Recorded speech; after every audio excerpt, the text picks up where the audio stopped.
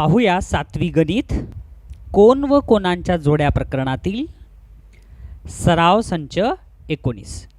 यापूर्वीच आपण सराव संच 18 पर्यंतचा भाग पाहिलेला आहे।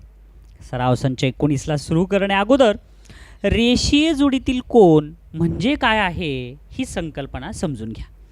आता पूरक कोन म्हणजे तुम्हाला माहिती आहे, ज्या दोन कोणांच्या मापांची बेरीज 180 अंश येते ते पूरक कोन। आता हे रेषीय जोडीतील म्हणजे कोन म्हणजे काय रे मुलांनो, बघा त्याच्या नावातच उत्तर आहे। रेषीय म्हणजेच काय, हे बघा ह्या एकाच रेषेवरचे। रेषीय जोडी म्हणजे बघा हे कोन आणि हे कोन, ह्या दोन कोणाची जोडी म्हणजेच काय झालं, रेषीय जोडीतील कोन। समजलं? आता कोणते कोणते कोण आहेत रेषीय जोडीतील कोन, तर कोन पी क्यू आर हा कोन इकडला असं दाखवलाय बघा इथला, व कोन एस क्यू आर हा इथला कोन। समजलं? तर हे दोन्ही कोन एकाच रेषेवर आहेत म्हणून त्याला रेषीय जोडीतील कोन म्हणायचं। समजलं? पहा, रेषीय जोडीतील कोणांच्या मापांची बेरीज किती असते, 180 अंश, पूरक कोणांच्या एवढी। बघूया बरं इथं काही प्रश्न दिलेत, त्याचे उत्तरे येतील का। शेजारील आकृतीतील कोणांची नावे लिहा। आत्ताच कोणांची नावे सांगितलीत तुम्ही। दुसरा प्रश्न, कोणांची जोडी कोणत्या प्रकारची आहे। तर हे पूरक कोणांची जोडी आहे। कोणांच्या असामायिक भुजा कोणत्या आहेत।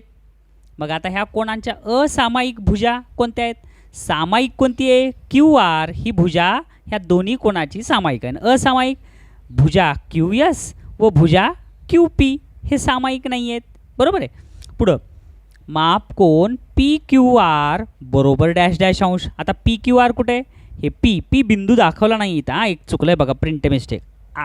ठीक आहे, इथं बिंदू दाखवला आपण।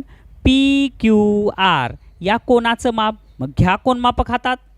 मग आता कोण मापक घेतल्यावर हे बरोबर हा जो भाग आहे हे नीट सेंटरला ठेवायचा आणि मोजा किती झाले, हे बरोबर 100 किती व्हायले, ठेवल्यानंतर हे असंच इथं गेलं बघा, म्हणजेच किती झालं हे इथं, म्हणजे किती आलं, किती आलं, इकडून मोजायचं 0 का तिकडून मोजायचं, कुठून, नेहमी इकडून मोजायचं, कारण हा बिंदू इथं आहे, त्याचा लगतचा बिंदू कुठं आहे, तिकडं, म्हणून तिकडून मोजायचं। आणि तिकडून मोजल्यावर किती येईल, इथपर्यंत 90, पुन्हा 100, 110, 120च्या पुढं 5 रेषा म्हणजे 125।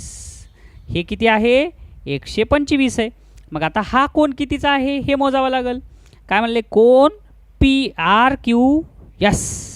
मग आर क्यू एस किती आहे, तर परत कोन मापक ठेवायचा आणि परत मोजायचं। आता इथं बिंदू आहे, त्याचा लगतचा बिंदू तिकडे म्हणून तिकडून मोजा। तर 0, 10, 20, 30, 40, 50 आणि 55, हे झालं 55 अंश। मग आता 120 आणि 50 70 झाले आणि 10 180, आलं का लक्षात। इथं येईल 125 आणि हे झालं 55 अंश, म्हणून दोन्ही मिळून येले आले 180 अंश। समजलं? चला पहा, मग पुढं पहा।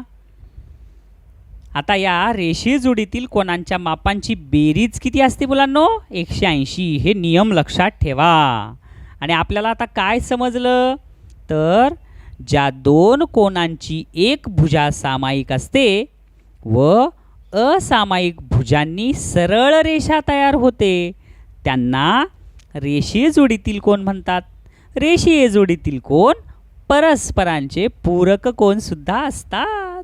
चला आता पाहूया आपण सराव संच 19। काय दिले सराव संच 19 मध्ये, पहिला प्रश्न काय आहे, खाली दिलेल्या वर्णनाप्रमाणे कोणांच्या जोड्या काढा। आता कोणांच्या जोड्या काढायच्यात आपल्याला, काढता येत नसल्यास कारण लिहा। पहिलं दिलंय संलग्न नसलेले कोटिकोन, आता हे काढायचंय बरं का। चला काढूया मग संलग्न नसलेले कोटिकोन। आता बघा संलग्न नसलेले कोटिकोन काढायचेत। मग आता त्यासाठी काय करावं लागेल तुम्हाला, कोटिकोन हे शब्द लक्षात आला. ज्या दोन कोणांच्या मापांची बेरीज 90 अंश असते त्याला कोटिकोण म्हणायचं. मग काढण्यासाठी आपल्याला काय घ्यावं लागेल? कोन मापक. मग लगेच इथं एक रेष ओढा. हे बघा, अशा पद्धतीनं आता कोटिकोण काढायचा आहे तर कोणतेही दोन कोण काढू शकतात. असा इथं एक रेष काढा, इथं एक बिंदू तयार झाला, इथं एक बिंदू तयार झाला. आता या बिंदूवर आपल्याला कोटिकोण म्हणजे किती? 90 अंश. दोन कोणांचं माप 90 अंश यायला पाहिजे आपल्याला. मग आपण 60 अंश काढू आणि एक 30 अंश काढू. आता इथं जे बिंदू तयार झाला त्याच्यावर बरोबर हे कोन मापक व्यवस्थित ठेवायचं. आणि कोन मापक ठेवलं की आता मोजायचं कुठून बाळांनो? आता एक बिंदू इथं होता, दुसरा बिंदू कुठं होता? तिकडं. मग जिकडं दुसरा बिंदू असतो तिकडून मोजायचं. 0, 10, 20, 30, 40, 50, 60 इथं आलं. तिथं बिंदूला द्या, टिक करा आणि हा भाग सरळ जोडून घ्या. अशा पद्धतीनं हा झाला 60 अंशाला नाव द्या PQR. समजलं? आता दुसरा एक कोन काढा. हे 60 अंशाचा काढला, इकडं 30 अंशाचा काढू. लगेच अशी एक रेष ओढूया. इथं एक बिंदू, इथं एक बिंदू. आता ह्या बिंदूवर जर कोन मापक ठेवलं तर मोजायचं कुठून? पलीकडून. मग तंतोतंत ठेवा आणि 30 अंश 10, 20, 0, 10, 20, 30 अंश इथं आलं. आणि बरोबर या बिंदूतून त्या बिंदूतून जाणारी एक रेष काढा, किरण काढा एक. आणि हे झाला 30 अंश. ह्याला नाव द्या MN. यस. अशा पद्धतीनं झालं तर हे 60 अंश आणि हे 30 अंश दोन्ही मिळून कोटिकोण झाले. आणि संलग्न नसलेले म्हणजे काय? ह्यांच्या दोघांमध्ये एक बाजू सामायिक नाही. झाला पहिला प्रश्न. पाहूया पुढचा. आता बघूया पुढचा प्रश्न काय सांगितले. पुढच्या प्रश्नात पूरक नसलेले रेषीय जोडीतील कोण. आता असं कसं काढता येईल बरं? आता जर समजा आपण असा एक रेषा घेतली आणि समजा अशी रेषा आहे का, आणि रेषीय जोडीतील कोण काढा. मग असा एक कोण काढला तर आता हे रेषीय जोडीतील कोण जो आहे ते एकमेकांच्या पूरक कोण असतातच, आहे की नाही. इथं कोण काढला आणि इथं एक कोण काढला. हे कोण काढला 130 अंश आणि हे कोण काढला 50 अंश. म्हणजे 130 आणि 50 180 अंश झाले. म्हणजे रेषीय जोडीतील कोण हे पूरक कोण असतातच. मग रेषीय जोडीतील कोण पूरक कोण असतात, पण मग इथं लिहिले पूरक नसलेले, तर हे काढता येत नाही. मग इथं स्पष्ट लिहायचं. ह्याचं उत्तरच चालू काय, उत्तरामध्ये काय लिहायचं? इथं पूरक नसलेले रेषीय जोडीतील कोण काढता येणार नाहीत.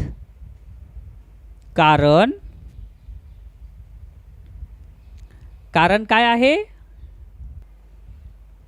प्रत्येक रेषीय जोडीतील कोण हे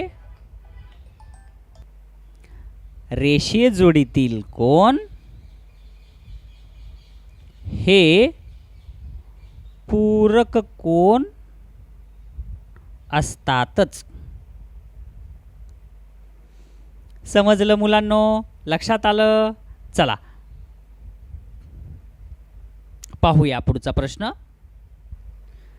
काय सांगितले? रेषीय जोडीत नसलेले पूरक कोण. हा, आता हे काढता येईल बघा. रेषीय जोडीत नाहीत आणि पूरक कोण. पूरक कोणांच्या मापाची बेरीज 180 अंश. म्हणून एक कोण काढा, पटापट काढायचं. अशी एक रेष ओढली आणि इथं आणि इथं. आता ह्या बिंदूवर आपण कितीचा काढूया? 100. आता इथून सुरू झालं 0, 10, 20, 30, 40, 50, 60, 70, 80, 90, 100, 110, 120, 130. ठीक आहे, 120चा काढू. हां, आता इथं ठेवलं आणि हे जोडून घेतलं. आलं का लक्षात? याला पण लांबवलं थोडं. हे झाला 120 अंश. ठीक आहे. आता हे 120 अंश म्हणजे तिकडे कितीचा काढायचा? 60 अंश.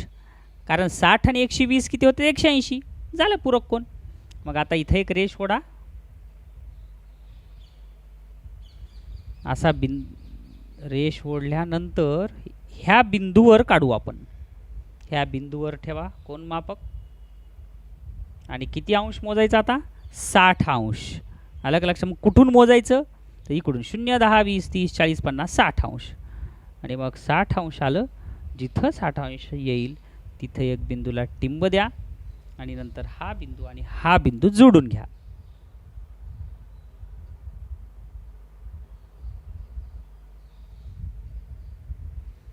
हे कितीचा झाला? 60 अंश. आणि इथं नावं द्या.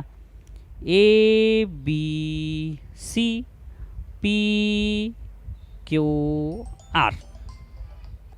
सगळ्यात खाली लिहून टाकायचं कोण ए बी सी व कोण पी क्यू आर हे रेषीय जोडीत नसलेले पूरक कोण आहेत. समजलं? पाहूया पुढचा प्रश्न. काय म्हणले? चौथा, रेषीय जोडीत नसलेले संलग्न कोण. अरे संलग्न म्हणजेच काय आहे? तर ज्याच्यामध्ये एक बाजू सामायिक असते. फार सोपं आहे. बघा आता कोणताही एक कोण काढायचा मुलांनो. हे बघा असं, त्याच्यानंतर हे असा आणि त्याच्यामध्ये एक बाजू काढायची अशी. आलं का लक्षात? हे झाले रेषीय जोडीत नसलेले संलग्न कोण. P Q R yes. मग आता कोणते कोणते कोण आहेत? तर इथं तयार व्हायलेला आहे कोण पी क्यू सी व कोण आर क्यू सी. हे बघा हे आर क्यू सी हे रेषीय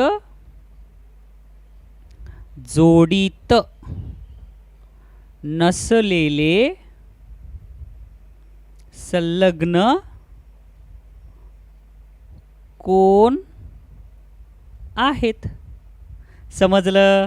चला पहा पाचवा. काय म्हणले पाचवं? जे कोटी कोणही नाहीत. आता कोटी कोणही नाहीत म्हणजेच काय रे? ज्यांच्या कोणांच्या मापांची बेरीज 90 अंश येत नाही ते. व संलग्न कोण आहेत? संलग्न म्हणजे काय? ज्यांची एक बाजू सारखी नाही. असे दोन कोण काढायचे. किती सोपं आहे. हे बघा सरळ असा कोण मापक घ्यायचं. असा एक इथं ठेवायचं आणि इथून एक 50 अंशाचा कोण काढायचा. हे बघा हे झालं. हे 50 अंशाचा कोण काढला तुम्ही. हे झाला 50 अंश. आणि 50 आणि 40 90 होतंय ना. तर 30च अंशाचा काढा पुढचा. हे बघा असा एक घ्या. इथं बरोबर कोण मापकाने 30 अंश मोजा. 0, 10, 20, 30 अंश. आणि इथून अशा पद्धतीनं रेष ओढा. हे झालं 30 अंश. समजलं? म्हणजे हे झाले कोटी कोणही नाहीत आणि संलग्नही नाहीत. मग खाली लिहायचं कोण. इथं कोणांचे नावं द्या. डब्ल्यू एक्स वाय आणि पी क्यू आर. खाली लिहा कोण डब्ल्यू एक्स वाय व कोण पी क्यू आर हे कोटी कोणही नाहीत व संलग्न कोणही नाहीत. समजलं? आहे ना सोपं? चला पहा मग शेवटचा प्रश्न पाहूया. 6वा प्रश्न. कोटी कोण असलेले रेषीय जोडीतील कोण. आता कोटी कोण असलेले रेषीय जोडीतील कोण कसं काढता येईल रे? आता हे बघा रेषीय जोडीतील कोण म्हणजे अशी एक रेषा असते आणि इथं जर असं जर आलं तर हे झाले रेषीय जोडीतील कोण. ठीक आहे.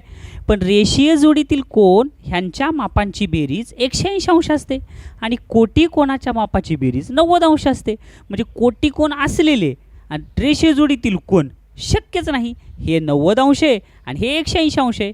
असं काढता येत नाही. मग लगेच उत्तर लिहायचं. उत्तरामध्ये लिहायचं कोटी कोण असलेले रेषीय जोडीतील कोन काढता येत नाहीत, कारण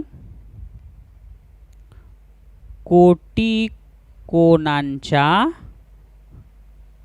मापांची बेरीज 90 अंश असते व रेषीय जोडीतील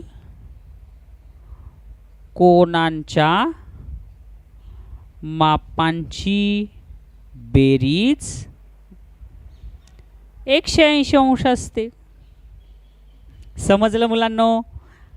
सराव संच 19 हा खूप सोपा भाग आहे.